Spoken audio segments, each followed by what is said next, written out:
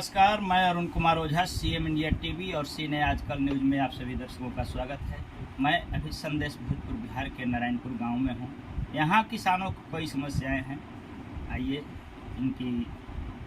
इनसे परिचय लेते हैं और इनकी समस्या से अवगत होते हैं। सबसे पहले आप अपना परिचय बताइए। मैं विपिन कुमार विश्वास, पूर्व जेडीयू प्रखंड अध्यक्ष। हमारी वर्तमान में बीजेपी के प्रवक्ता पद पर हूँ और कहना यह है, मेरा घर हुआ नारायणपुर, संदेश प्रखंड और गांव पंचायत के अंतर्गत आता है। मेरा कहना यह है कि जो बड़े पैमाने पर यहाँ बचरी गांव से लेकर के और भगवानपुर पुल तक भगवानपुर पुल तक जो रोड जाती है और उस रोड में बड़े पैमाने पर बालू का भंडारण किया गया है।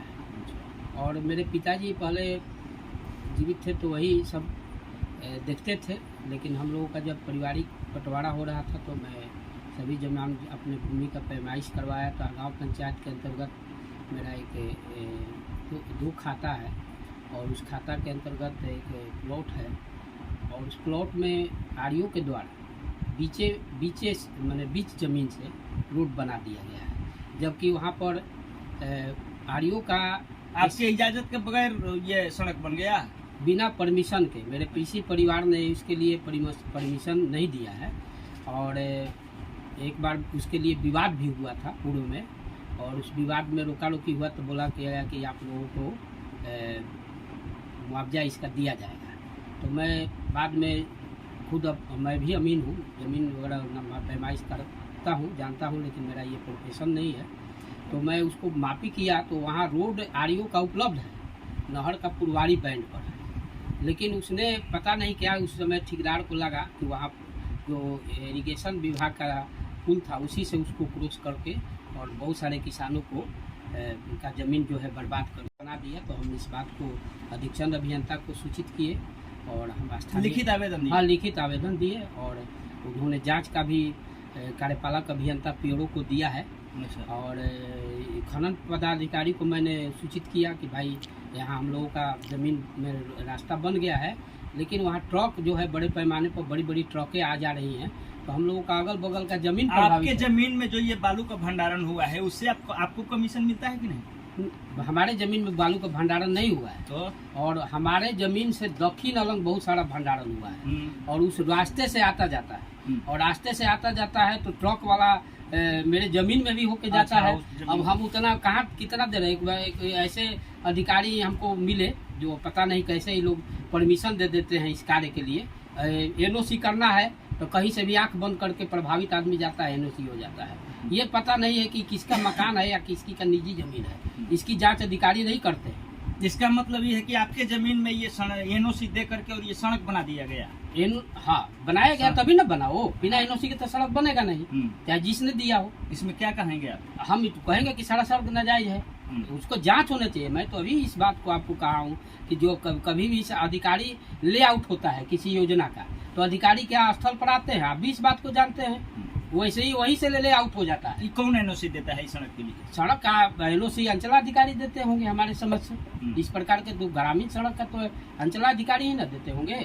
तो अंचलाधिकारी को या जो भी अधिकारी हो इससे संबंधित उनको आकर के देखना चाहिए जहाँ हम एनओसी दे रहे हैं वो भूमि कैसा है, क्या है, उसका सिचुएशन क्या है। मतलब जैसे इसके संबंध में आप अंचलाधिकारी से मिले कि नहीं? क्या उनको भी आवेदन दिया, फिर क्या बोले? तो बोले कि ऊपर से जो जांच आएगा, क्योंकि इनके रीजन का तो ये चीज़ है नहीं, तो उन्होंने कहा कि जो जांच आएगा उसमें हम आपको सहयोग करेंगे। इन्होंने कहा, इस बात को हम ऐसे कहते हैं, जो स्थानीय हमारे अधिकारी इन्होंने कहा था कि हम इसका जांच करेंगे, आपके जो भी होगा हम इसका सही आकलन करके आपको रिपोर्ट देंगे। तो ये अधीक्षण अभियंता या खनन पदाधिकारी को जो दिए वो उनके तरफ से क्या आश्वासन? अब खाद आवेदन दिए हुए तो 15 दिन आगे हो गया खनन पदाधिकारी को, और वो बोले कि हम आएंगे वहाँ देखेंगे, अगर आपकी जमीन प्रभावित होगा तो हम कंपनसेशन दिवाएंगे उन लोगों से। लेकिन आज तक वो आए एक दिन और उन्हीं लोगों से मिल करके जो बालू भंडारण किए हैं उनसे पता नहीं क्या बात किए और चले गए।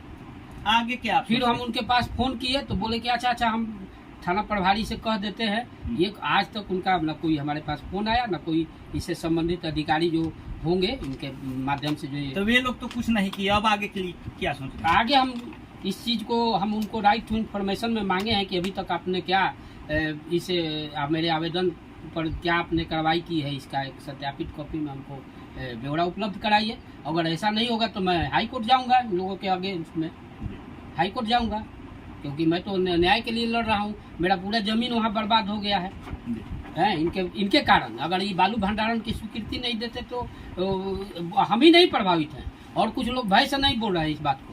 लेकिन कितना लोग प्रभावित? हमको लगता है कि पूरे किसान इधर उधर जितने लोगों का जमीन है वो लोग प्रभावित है। कुछ किसान तो अपना नापी करवा करके ब्लॉक से अपना 50 रुपये तहसील रहे हैं। तो ये हम काम नहीं करने जाएंगे कि हम 50 रुपये तहसील ले जाए। जिनकी गलती है, हमको खनन पदाधिकारी कहे कि हम सरकार को करोड़ों रुपया राजस्व देते हैं, आपको तहसील में क्या दिक्कत? हम काहे से तहसील ले जाएंगे या अनधिकृत काम करने जाए? आप अपने माध्यम से दिलवाना चाहिए उनको। इस प्रकार का काम हम क्यों करने जाए अनैतिक कि रोड पर खड़ा होकर के हम ट्रक से पैसा वसूले? ऐसा हमारा कैरेक्टर नहीं है हम लोगों का। हम लोग सामाजिक पृष्ठभूमि के व्यक्ति नहीं। ये तो अपने जमीन का मुआवजा हमको। ट्रक वाले का क्या दोष है? वो तो बालू रखे हैं तब न उगा रहा है जी। वो भी तो हम ही लोगों की गाँव मैंने बिहार का होगा चाहे यूपी का होगा, उसका क्या गलती है? आप रखवाए, स्वीकृति दिए, आप नेचर नहीं जाने कि इधर किस प्रकार का जमीन है, पतला रोड है। आप रोड पर भी दया की है। जो रोड बनवाया उसका क्या दुर्दशा हो गया? लोग कैसे जा रहे हैं पड़ूरा के और दीवार के लोग, औरतें यहाँ तक साड़ी उठा करके उस फानती हुई जा रही है बेचारी। इसके बारे में विचार किए कि यहाँ रखने का जगह है अथवा नहीं है? इस बात का हमको दुख है। इतना दिन से हमने क्यों नहीं इस सवाल को उठाया? तो क्या कहेंगे आप? हाँ, तो यही बता रहा हूँ ना, करोड़ों कहे खनन पदाधिकारी कि हमने 3 करोड़ रुपया सरकार को दिया। तो आप 3 करोड़ रुपया दीजिए चाहे 10 करोड़ दीजिए, तो आप जब वहाँ कमर्शियल व्यवसाय कर रहे हैं तो वहाँ के किसान को लाभ मिलना चाहिए। इसका मेरा कहने का मतलब ये है। उसका आप जहाँ से दिलवाइए, उनसे दिलवाइए चाहे आप दीजिए। आपको तो मिल गया, पैसा लेकर के चले गए सभी ठेकेदार से वसूली करके। आपका कुछ फर्ज दर्द नहीं बनता है कि वहाँ के किसान कितने दुखी है? उनका खेत में नहीं बो पा रहे हैं, इधर से ट्रक जा रही है, उधर से रोड पतला है, नीचे से उतर के जा रही है। इसी बात को उठाए थे हमारे बगल के पड़ोसी किसान, तो उनको पुलिस पकड़ के थाने में ले जा रही थी। तो उन्होंने, हम बोले कि नहीं ऐसा आप मत करिए, कायदे से आइए आप। उन्होंने नापी कराया तो पूरा सड़कें उनके जमीन में पड़ गया। तो उन्होंने वहाँ 50 रुपया वसूली के, तो सब कोई काम नहीं ना करेगा। ये हम लोगों का कैरेक्टर नहीं ना है। अंत में आप हमारे सीएम इंडिया टीवी चैनल के माध्यम से ठोस शब्द में पदाधिकारियों से, अधिकारियों से आप क्या कहना चाहेंगे? हम आपके माध्यम से पूरी विनम्रता से यही आग्रह करेंगे, जो भी इससे संबंधित अधिकारी हैं, भाई सभी किसानों को न्याय मिलना चाहिए। आपने करोड़ों रुपया सरकार को राजस्व दिए है बालू भंडारण करवा करके, तो हम उन किसानों का जिनका जमीन प्रभावित हुआ है चिन्हित करके उन सारे लोगों को कंपनसेशन इनके माध्यम से मिलना चाहिए। मेरा यही आग्रह है। जो भी उन अधिकारी सुने, उनसे मेरा यह आग्रह है कि जो भी किसान प्रभावित है, जिन्होंने आवेदन दिया नहीं दिया, उन सारे लोगों को लाभ इसका मिलना चाहिए। क्योंकि आपने करोड़ों रुपया सरकार को राजस्व दिया, तो हम लोग केवल सरकार को ट्यूशन देंगे, लगान देंगे? किसान लगान केवल देने के लिए बैठा है। और आपने अब हम वहाँ किसान बने मवेशी के लिए चारा भी नहीं लगा सकते हैं। बालू उड़ रहा है, जा रही हैं, क्या स्थिति है? बाजार करने लोग गांव बाजार आते हैं, वहाँ की महिलाएं आती हैं, उन लोगों को कितना कष्ट है आने जाने में। छोटी गाड़ियाँ लेकर के लोग जो है खड़े रहते हैं, दो बड़े बड़े ट्रक डंपर खड़े रहते हैं दोनों साइड में। कैसे लोग जाएंगे आएंगे? तो इस पर भी तो विचार होना चाहिए। केवल हमको कमीशन पहुंचा दे कार्यालय में, बालू माफिया, हम लेकर के पैकेट गर्म करेंगे, और लोग कैसे जा रहे हैं इस पर आपका ध्यान नहीं है। कैसे अधिकारी हैं आप? तो बहुत बहुत धन्यवाद। अभी आप नारायणपुर गांव निवासी विपिन कुमार सिंह से सुना। इनकी जमीन में ये सड़क बन जाने से इनका जमीन क्षतिग्रस्त हो गया है, जिसका ये मुआवजा चाहते हैं। धन्यवाद।